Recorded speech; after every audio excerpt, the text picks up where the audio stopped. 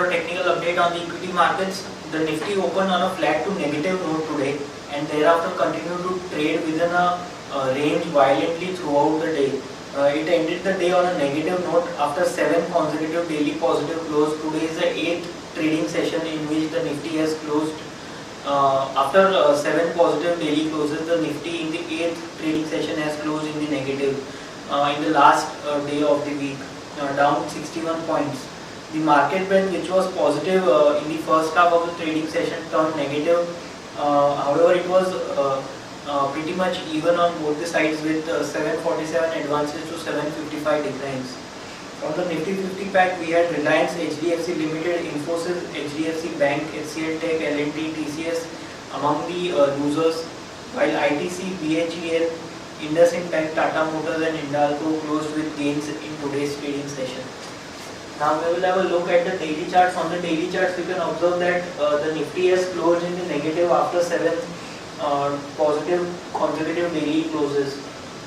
Our sense is that on the RV charts, you can observe that it is just part of that broadening pattern which we have been seeing, which the Nifty is forming since last say 3 to 4 trading sessions, and it is just trading within that range. So this indicates that the uptrend is still intact, and this is just a minor sideways consolidation, and the uptrend should resume in the coming trading sessions, and traders should look to buy Nifty at current levels because the risk reward ratio is quite favorable, and considering the fact that this broadening pattern is not a trend reversal pattern, in fact it is a continuation pattern.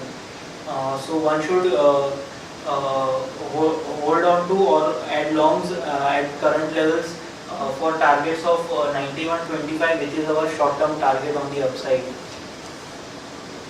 Now moving on to the chart of Bank Nifty. Bank Nifty also opened on a flat to negative note, and it was also trading in a volatile manner throughout the day. It ended the day on a negative note similarly, and it closed just around that crucial support of the 40-day moving average.